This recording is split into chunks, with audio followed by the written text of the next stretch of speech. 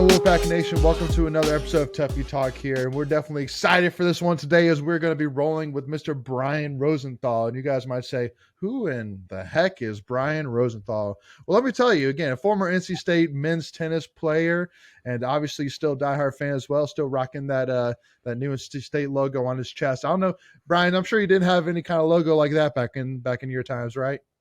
No, just the block S, pretty standard stuff. As I was alluding to earlier before we came on air, had the diamond logo as well when I was at school in the late 90s. But our Yeah. NC State apparel, man, it wasn't rocking the Adidas, man. We had just kind of a mismatch of like Reebok, Nike at times. But no, it was a Right. block S, standard block S. And now, courtesy of the men's tennis team about a year ago, I got one of these. There you go. These hoodies. There you Yeah. go.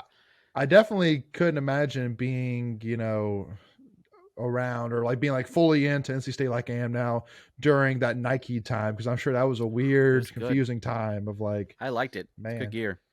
Yeah. Yeah. Well, I mean, yeah. It was different then. I mean, we had Adidas was for track and field and men's basketball only, and then everyone else was kind of on their own in the late 90s, early 2000s to identify what they wanted. Amato, only wanted Nike. He's a Florida State guy, obviously coached there for so many years leading up to coming back to Raleigh, and I think that was 01 maybe, if I have my timeline correct for Amato. And in the school, and the football team was using this off-brand. Honestly, they had like Nike cleats, but they were using this. I don't remember the name of the brand, but it was really disappointing to see when I came. I'm like, I never even heard of this brand. And then Amato, It was a weird logo. Yeah, it was like an A, right? Like an alpha. Yeah, it was yeah. bizarre. And Amato brought, all Nike. Women's basketball with Yao, she had all Nike. So some of the teams got hooked up, and some of the teams, didn't look up to par. But yeah, things have changed. Adidas blanketed the school maybe 15 years ago. I can't remember, and it's I think it's a great fit for the university.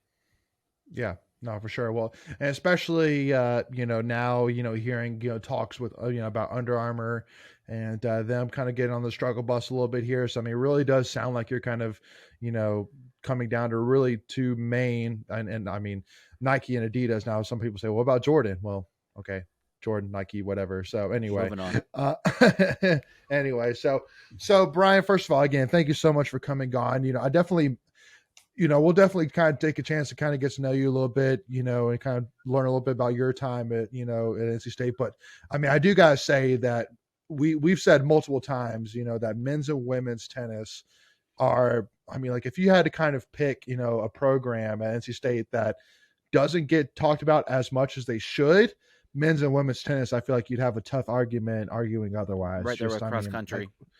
Yeah, that or cross country. I'd agree with that too. But still, it's just like, because I feel like cross country kind of started to hit their stride like a couple years before, men's and women's tennis, because women's and men's tennis really kind of hit their stride just a couple years ago, really, where they started to really like kind of hit on the nationals for sure. So definitely looking forward to using you to kind of finally shed some light on these programs that definitely deserve it.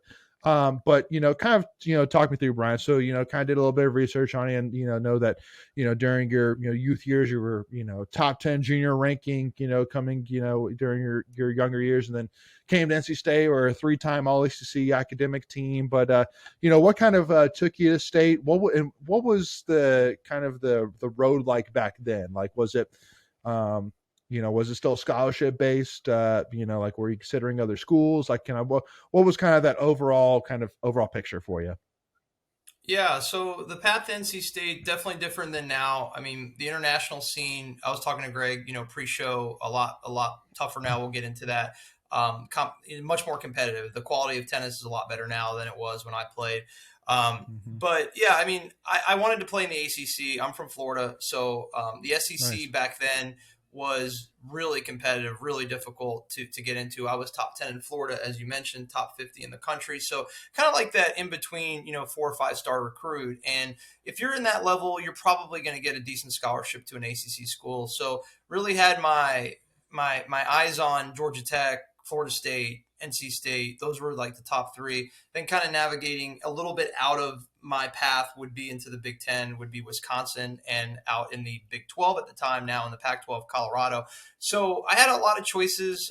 The most comfortable feel was NC State. And I asked myself, like, And my parents said, okay, where would you live after college? So you have to think about that. Like when you go to a school, when you go on a recruiting trip and you see the surrounding community of all these schools that you've been to, where would you want to live? And for me, it was so easy. It was Raleigh. I mean, I've lived in Raleigh, Durham now ever since I stepped foot on campus. I haven't left. I haven't, so it's one of those easy decisions. It's also feeling really comfortable about the teammates that you meet on the recruiting trip.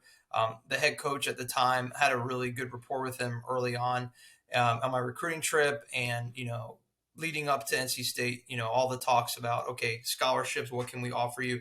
There is a lot of negotiating because in men's tennis, we are somewhat crippled by Title IX, and it's great, Title IX. I'm not going to get into the debate of that, but, we're on 4.5 scholarships, and you have probably, Wow. about, yeah, and Man. there's about, I would say, 9 viable players, right? And there's probably a team back in the day would carry 11 guys.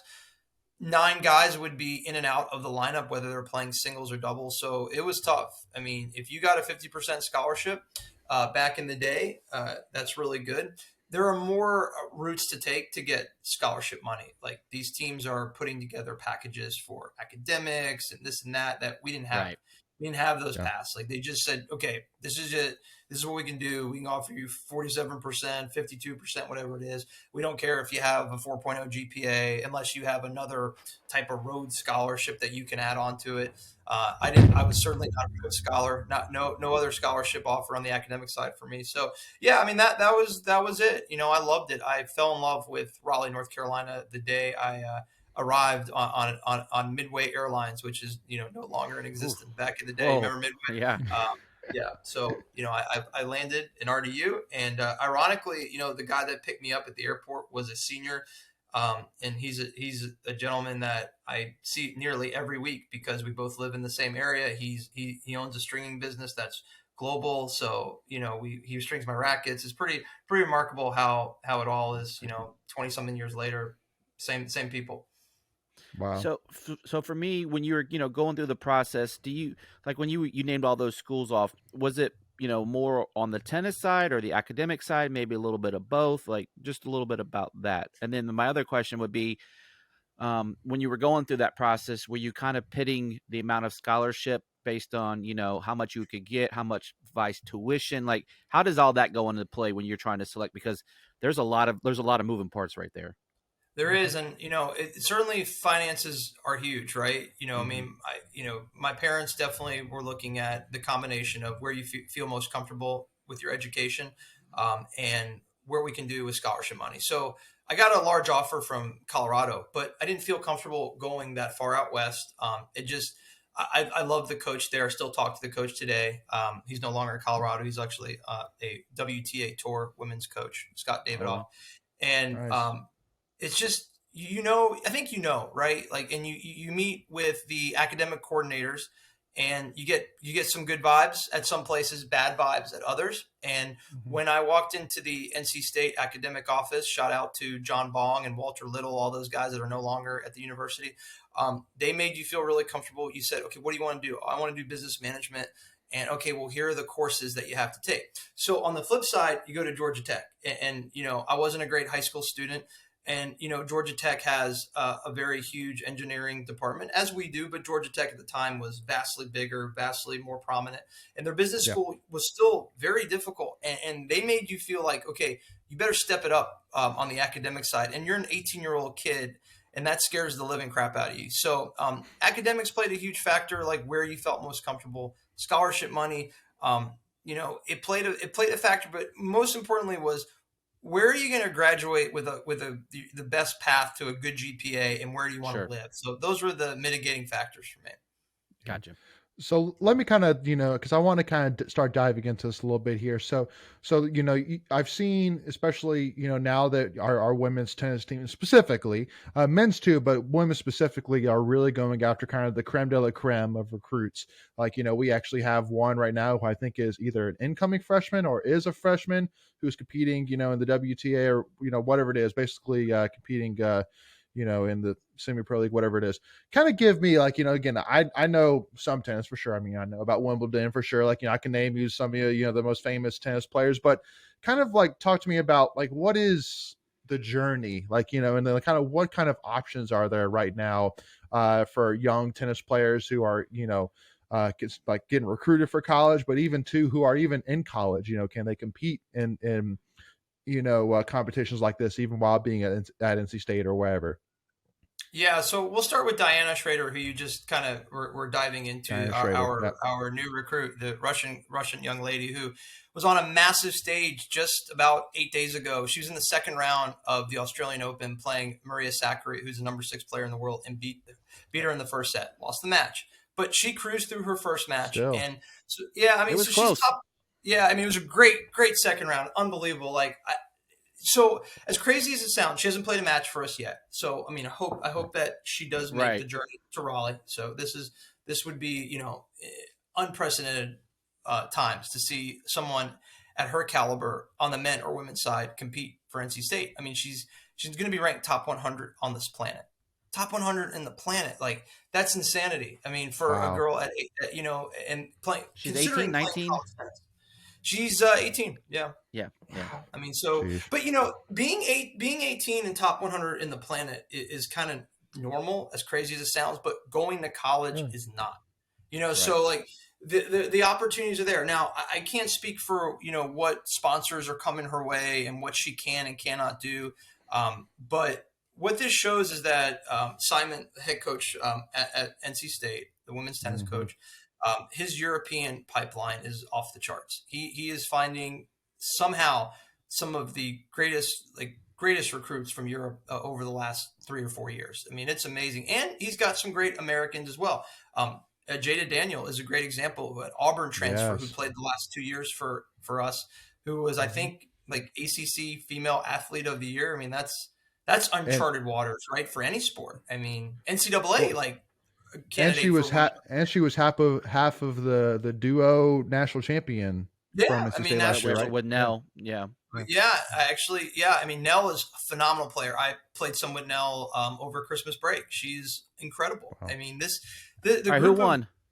she won. She beat. Well, we played doubles though, so I'd like to blame my doubles partner, not me. No, I'm There just you kidding. go. There you go. I got to say she's phenomenal, and all these women are phenomenal.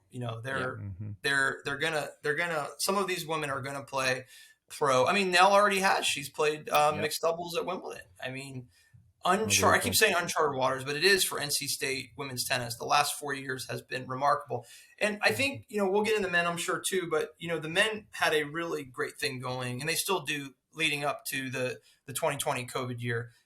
Right before everything was canceled, they beat the defending national champions, the Texas Longhorns. I was there. That was played at the Cary Tennis Park, just to get a larger crowd to enjoy that match. State was, I think, at the time, I think we were 6 or 7, and Texas was 2 or 3.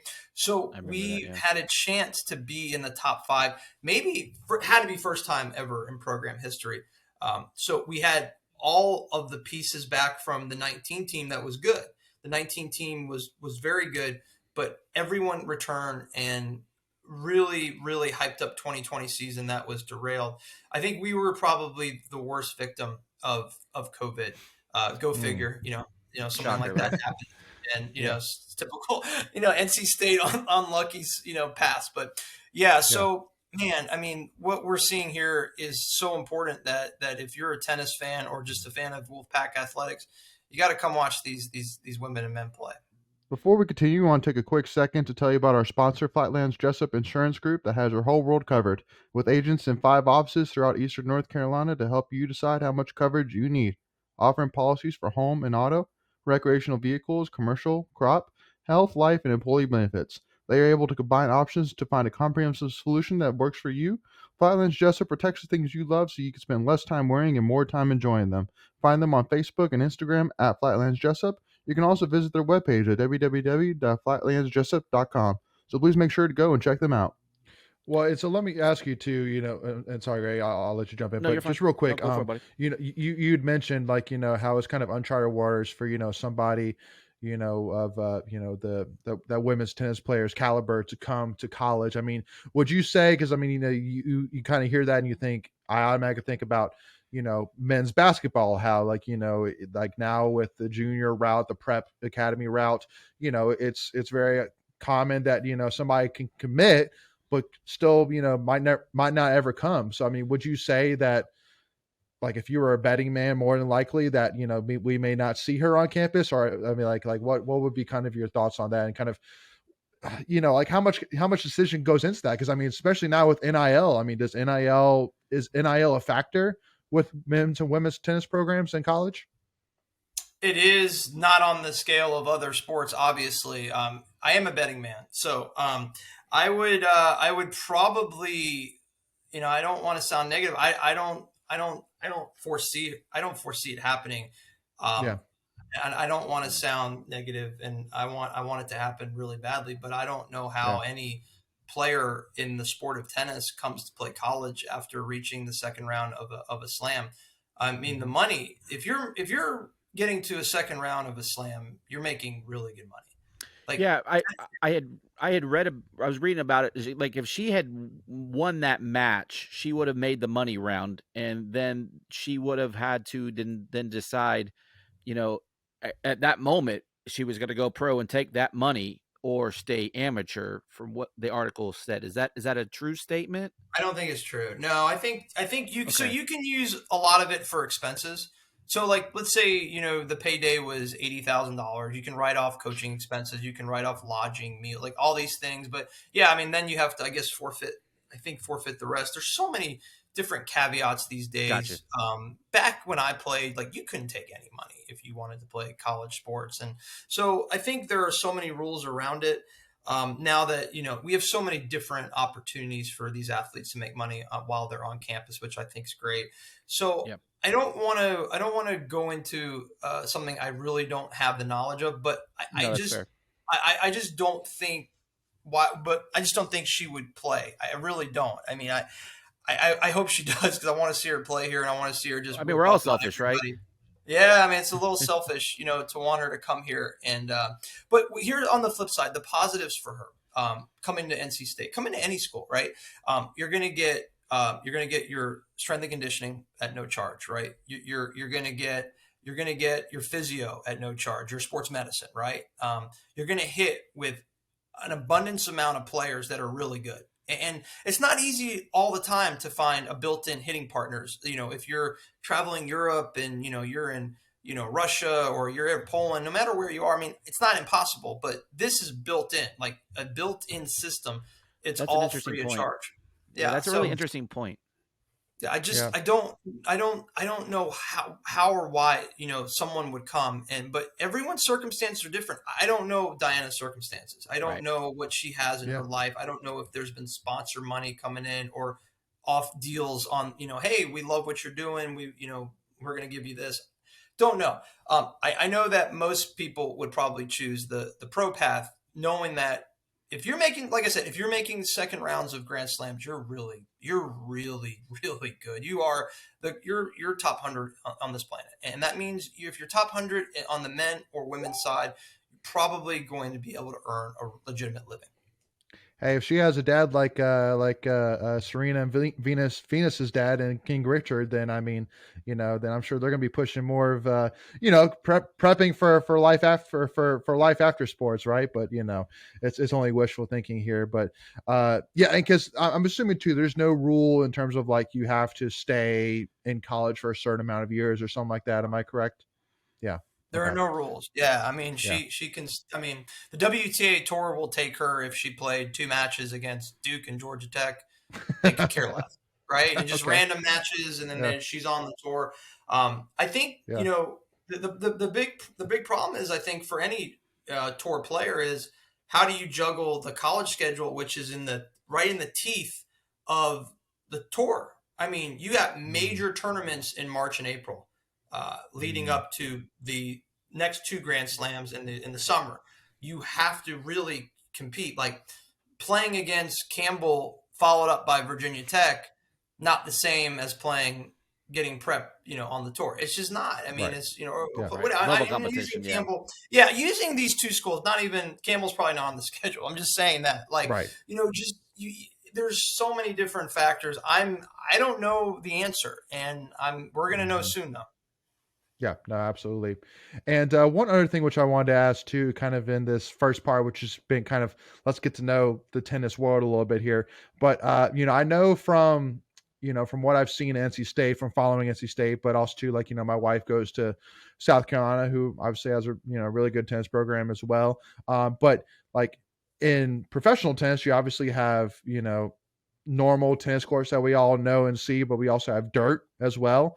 Do you have those options in college as well, or do you predominantly not see dirt courts in college? Leighton, dirt, clay, man, clay. Clay, Yeah. I'm sorry, man. Clay, brother. I'm Come sorry, on, man. I'm Dirt. sorry. Earth Yeah. courts, yeah, Dirt. earth courts. The serious players do call it dirt sometimes. So I think Leighton was I'm going out that now. route. He's a serious tennis player. He's a serious tennis player. Yeah, but the traditional Leighton, you're terms- not a serious tennis player, buddy. Just in my head. Yeah, I think there's one clay court tournament and it's actually surprisingly, you may find this interesting. It's in Sarasota, Florida, and it's hosted by Dick Vitale. Dick Vitale is a huge tennis fan. He has 3 grandchildren playing at Duke. He's had his daughters play at Notre Dame, and at his country club in Sarasota, it's all it's a major clay court event. So He's got his own Vitale- country club. Well, no, he doesn't. It's where he's a member. It's where he's a member. Okay. I was like, whoa, all right now. So he hosts the event like at his house. The dinner before. Like, he's a very. I've interviewed him in a podcast. He's a phenomenal guy, and he That's loves tennis. He loves tennis. So, anyways, long story short, Leighton, you want to play. If you're coming to play clay court tennis in college, then you're not in the right industry because it's kind of like a one and done in November. I don't think there are many other clay court events. What about grass? Yeah. Anything in grass for college, or it's either clay or hard court? Huh? It's like 99% hard and 1% clay. Yeah. Gotcha. Okay, that makes sense. And so I do got to ask you though. So when you did interview Dick Vitale, how much did you talk about Jimmy V, or did you talk about Not him a at all? lot. So I when I talked to Vitale, I talked to his guy that does all his handling, Howie Schwab. If you remember Stump the Schwab on ESPN, like 15 years ago, Howie's a great guy. Vitale made it very clear. He's like, just tennis. Like even Jimmy V, like, he knew I went to NC State, and it's like when you bring on a guy like that, he's only talking college hoops to obviously on his network or much bigger outlets than me. So it's tennis. Stick to what you know. Stick to tennis. Get him excited. Talk about college tennis because, like I said, he's got 3 grandkids in college. He's got his 2 daughters that are Notre Dame alumni that are a few years older than me. So we didn't really bring up Jimmy V at all. And as crazy as it sounds, it just wasn't in my notes to do it. And I let it go. I understand. Yeah. Well, I'm sure it's probably still, it's, him and Coach K were both very, very close to him, which is why I always say, like, even though Duke is, always going to be, a rival for NC State for sure. And as much as, I want to beat Duke, I mean, I can never have anything but, respect for Coach K for how much, he did with Jimmy V, no matter how much people want to call him rat face. I'm like, hey, listen, he did a lot with Jimmy V, and I always got to appreciate it. And also, I mean, he's always been a huge proponent of the Jimmy V Foundation. Again, I mean, he literally gave away, what was it, 4 tickets for his final game at Duke, and basically to raise money for the Jimmy V Foundation. I think it was like $1 million. It's crazy. So he's a very charitable guy. Have you guys ever been to Cameron to watch Duke play State? I haven't seen. Nope. Yeah. Okay, so that will change your perspective on if you're on the, like, do I like Duke? I mean, do I hate them? Do I dislike them? You will hate them more than you will hate Carolina. Like they are obnoxious to state alumni. I mean, I've been to about 3 or 4 games in my lifetime with State Duke, and it's bad. I mean, it's bad. And we've been leading at the half every time. And how many times did we win?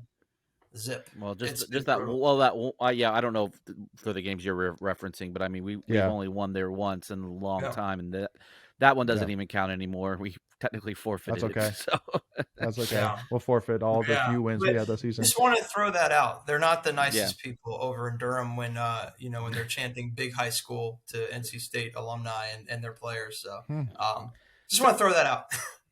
No, yeah, well, and I've it's definitely it's funny. It was honestly something which I said I'm honestly going to wait until Coach K retires to go, just because I mean, you knew that, with the glaring, thoughts of, okay, Jim, like, like Coach K could do a Roy Williams and just all of a sudden say, I'm retired, I'm done, like, walk away. So you knew every single game that he had Cameron Doyle was going to be like, shove people in and see how many can see it. So, but anyway, definitely a bucket list there. But so Brian, first of all, again, I think we'll kind of pause there because I definitely want to kind of start to talk about, Simon Ershaw, start talking a little bit more about Kyle Spencer, talk about men's here. So we'll kind of just take a pause right there. We'll pick it up in part 2 here. But first of all, for our followers here, Brian, how can you kind of mention that you would interviewed Dick Vitale and podcast? Is there a way that state fans can check out some of your content or follow you? Like, what would be the best way to do that? Yeah, so on Twitter at Rosenthal Razor, that's a Twitter handle I developed for a company called Beer Life Sports. I've been podcasting for them for nearly 3 years, primarily in the fantasy sports space and gambling space. Do a lot with the Visa Network. I interview a lot of those guys. That's the largest, gambling podcasting network in the country. The Dick Vitale interview, it should be on YouTube. You search my name, Brian Rosenthal, and type in Dick Vitale, it'll probably come up. It was about a 20-minute interview in, I think it was the spring of 21. So we're approaching close to 2 years ago since I did that right here in my home office. So yeah, I mean, that's the way to look up my stuff, and love to interact on Twitter. I'm new to Twitter. I've only been on maybe for less than a year. So I've had a great time. A lot of the stuff I've done with interaction has been primarily on Facebook. So getting on Twitter has been good for, again, meeting folks like you. And then of course, a lot of great podcasters as well. Love it. Awesome. Well, definitely, again, for us, Wolfpack Nation, if you haven't already, again, make sure just to do us a huge favor, hit that subscribe button, hit that notification bell, which is free to do, and to make sure that you're notified on all your devices whenever we release any new NC State content. And also, too, if you enjoyed this interview as well, want more of it, if you wouldn't mind giving us a like, hit that like button. Again, another free thing to do and really help support us as well. And also, too, if you haven't already, follow us Tuffy Talk now on Twitter or Instagram, and we look forward to interacting with you there. But with that being said, we'll see y'all for part 2. As again, we start to dive more and more into the men's and women's tennis programs, and we'll see y'all then. As always, go Pack, y'all.